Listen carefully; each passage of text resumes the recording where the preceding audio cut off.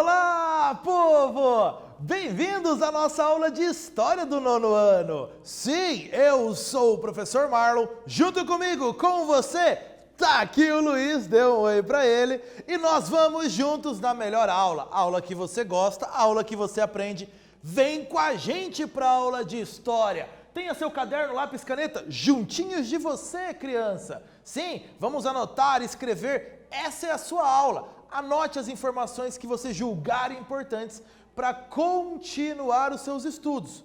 Combinado? Não deixe a aula de História parar aqui. Vamos levar as aulas de História para todo lugar. Vem com a gente, porque os nossos objetivos hoje são compreender os nacionalismos às vésperas do que veio a ser a Primeira Guerra Mundial e contextualizar o início da Primeira Guerra Mundial. Então vamos entender os nacionalismos antes da guerra e como a Primeira Guerra Mundial começou. É isso que nós vamos estudar nessa aula. E para nos aquecermos para essa aula, duas questões basiquinhas para você relembrar e entrar no contexto dessa aula. Primeiro, você lembra a que se refere a expressão Belle Époque? O que é isso? Segunda, no início do século XX, a expressão paz armada era muito usada. A que se referia essa expressão paz armada? Então, as duas questões tratam aí do mesmo momento, finalzinho do século XIX, início do século XX, antes da Primeira Guerra Mundial. Belle Époque, um período de entusiasmo, de euforia da burguesia na Europa. Não de todo o mundo, da burguesia da Europa. A ideia, então, de um progresso constante, de uma evolução, novas tecnologias, a vida seria bela. Por isso a expressão em português, bela época.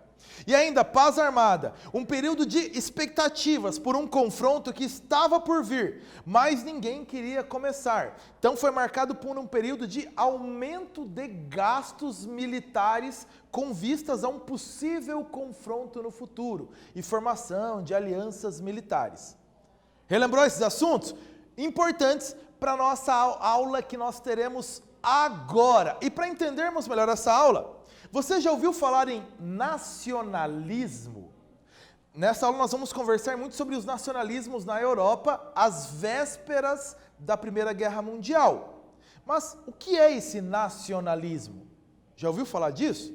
Existem algumas definições. E aqui, para a gente entender melhor, nacionalismos são movimentos que pretendem agrupar num mesmo estado povos de culturas semelhantes, sob um mesmo governo, povos de culturas semelhantes. É a preferência por tudo que é nacional e a exaltação dos valores e tradições de uma nação. Isso também é nacionalismo. Ainda, é uma ideologia que exalta as características de uma nação tida como ideal e que merece toda a lealdade dos seus cidadãos. Então, os cidadãos que são leais a uma nação tida como ideal.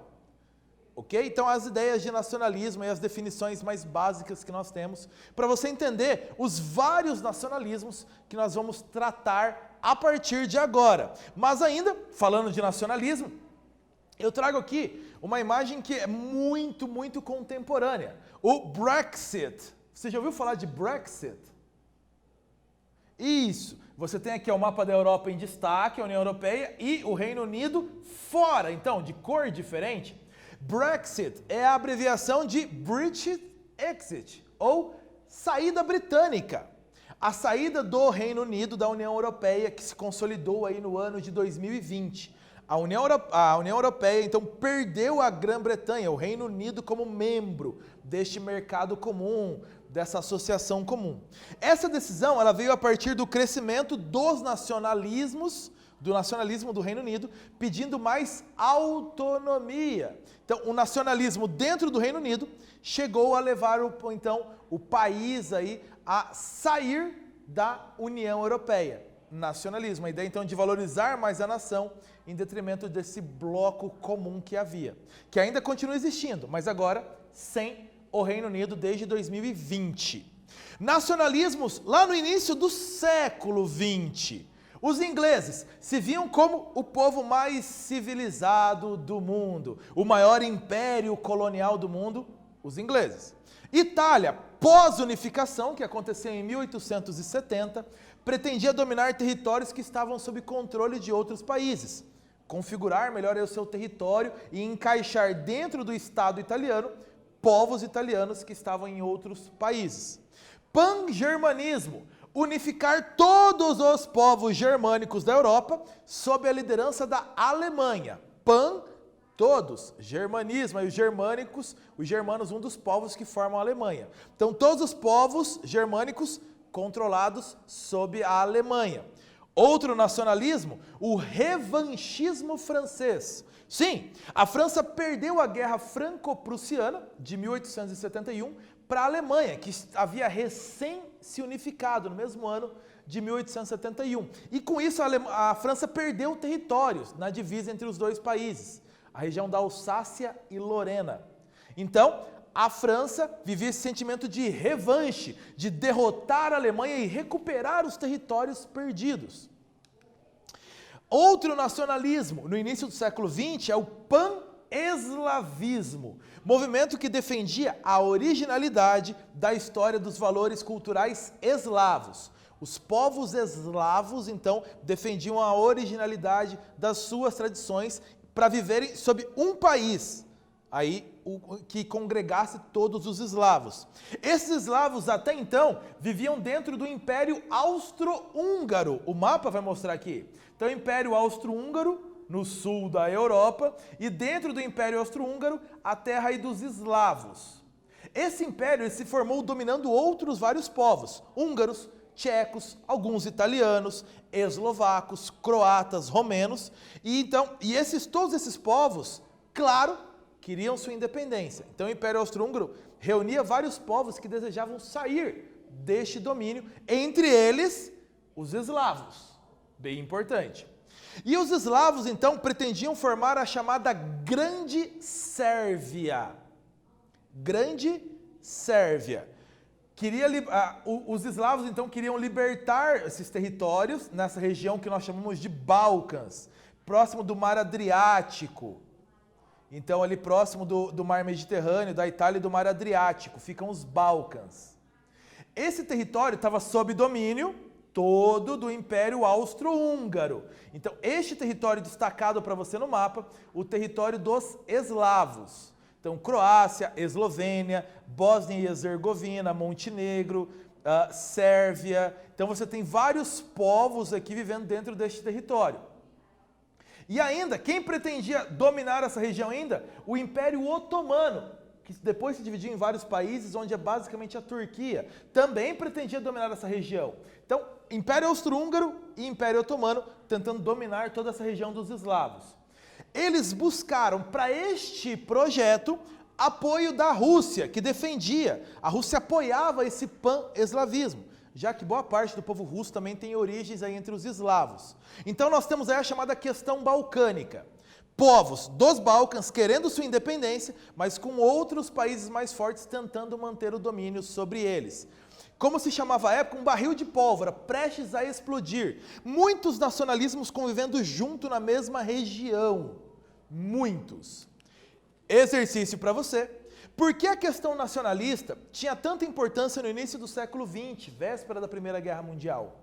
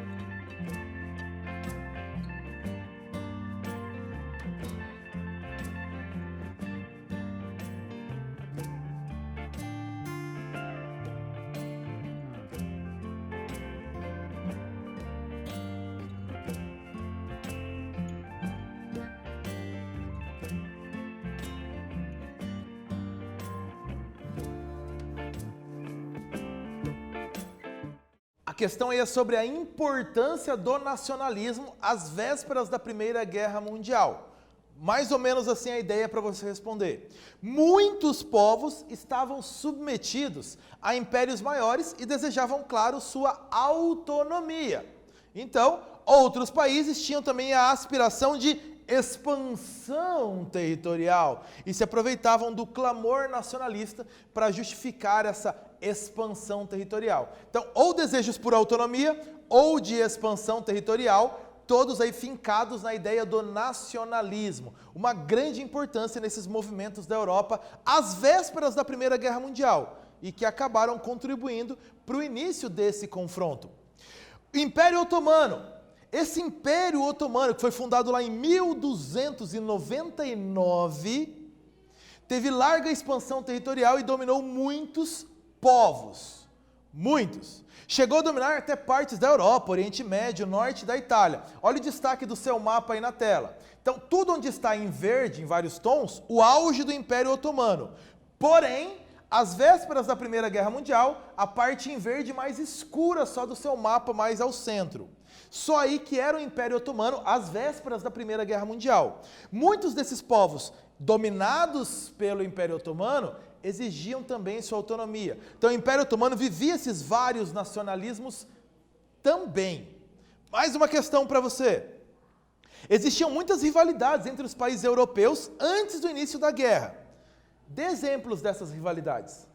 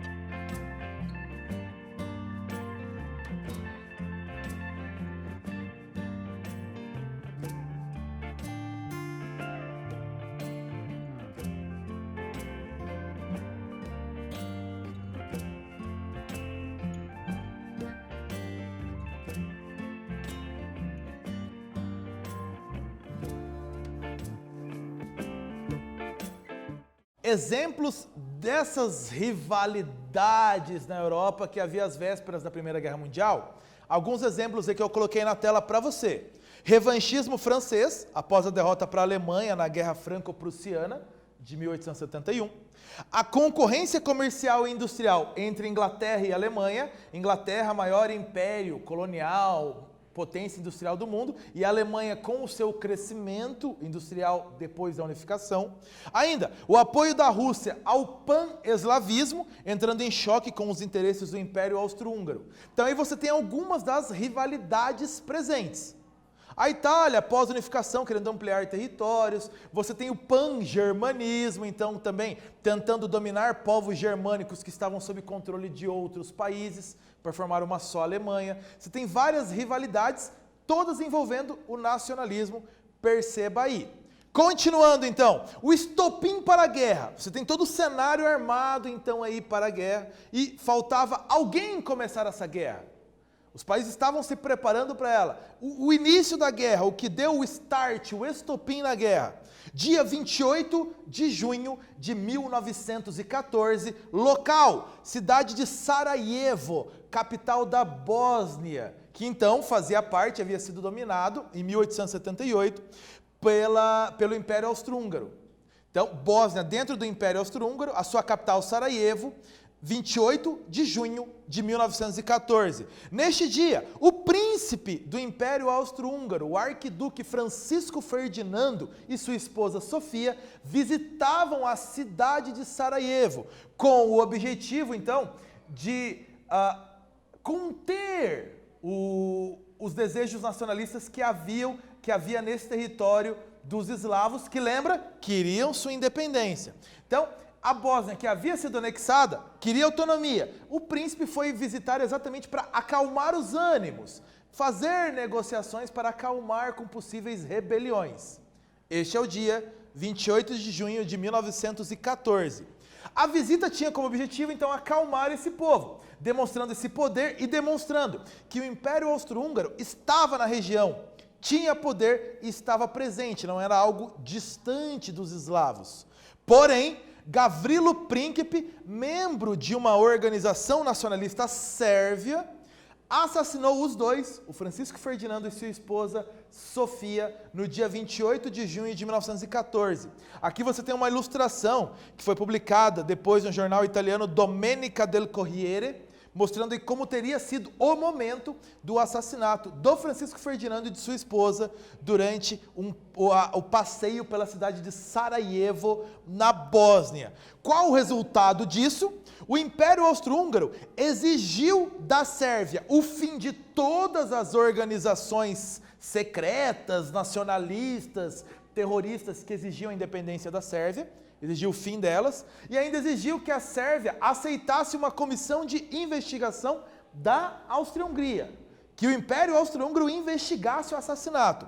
Porém, a Sérvia negou. Um mês de negociações, com a Sérvia negando essas condições, o Império Austro-Húngaro, no dia 28 de julho de 1914, declarou guerra à Sérvia, um mês após o atentado.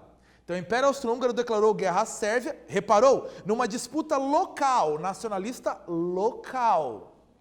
A Rússia, alegando apoio a essa questão dos eslavos, que apoiava então os eslavos, a Rússia declarou guerra à Áustria-Hungria, apoiando os sérvios. A Rússia se meteu na questão, então, apoiando os sérvios. A Alemanha, como resultado da Tríplice Aliança, lembra dela? Tríplice Aliança, formada no período da Paz Armada. A Alemanha, então, apoiou o Império Austro-Húngaro e declarou guerra à Rússia. Então, a Alemanha apoiou, honrando os acordos da Tríplice Aliança, apoiou o Império Austro-Húngaro e declarou guerra à Rússia. A França saiu em defesa da Rússia. Lembra da Tríplice Entente? A França declarou guerra à Alemanha defendendo a Rússia. A Alemanha, por consequência, declarou guerra à França e Inglaterra. O Império Otomano e a Bulgária, depois, com pretensões sobre a região dos Balcãs, aliaram-se à Tríplice Entente. Mas as primeiras declarações de guerra que nós falamos, parece que foi muito tempo? Não! Em uma semana, essas declarações seguidas foram acontecendo. Então, uma semana após o dia 28 de julho de 1914, a configuração da guerra estava armada. Lembra aí de Tríplice Aliança, Tríplice Entente? Participando. Faltou a Itália na Tríplice Aliança. A Itália aí não se declarou nesse momento de guerra, sendo substituída na aliança por Império Otomano e Bulgária, lutando ao lado de Alemanha e Império Austro-Húngaro. Aqui uma imagem que mostra, então, em 1914, os governantes europeus sentados sob esse barril de problemas, esse caldeirão de problemas, que era a região dos Balcãs, região exatamente dos eslavos, onde o estopim da guerra foi acionado. Exercício para você. O assassinato do príncipe da Áustria-Hungria, o Francisco Ferdinando, lá no dia 28 de junho de 1914, foi por uma questão local, interna do Império, que estava ligada aos desejos de independência da Sérvia. Uma questão local. De que maneira uma questão local, interna, tornou-se o estopim para um confronto de proporções mundiais, como foi a Primeira Guerra Mundial?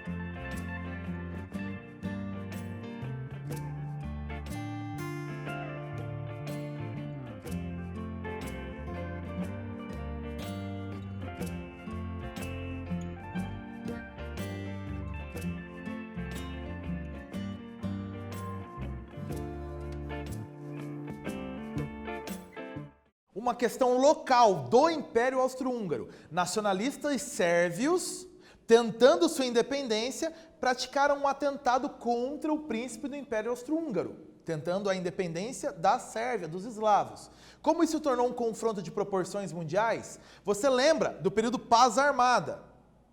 Os países industrializados estavam prontos para a guerra, se armando cada vez mais, preparando exércitos. Então, as alianças militares para um possível confronto já estavam prontas, Tríplice Aliança, Tríplice Entente. O assassinato do príncipe foi só a gota d'água num copo que já estava para transbordar. Caiu essa gota, o copo transbordou, levando os países a declararem apoios uns aos outros em sequência e guerras aos outros concorrentes em sequência. Foi só algo que precisava dar o start, o estopim para algo que já estava preparado para explodir.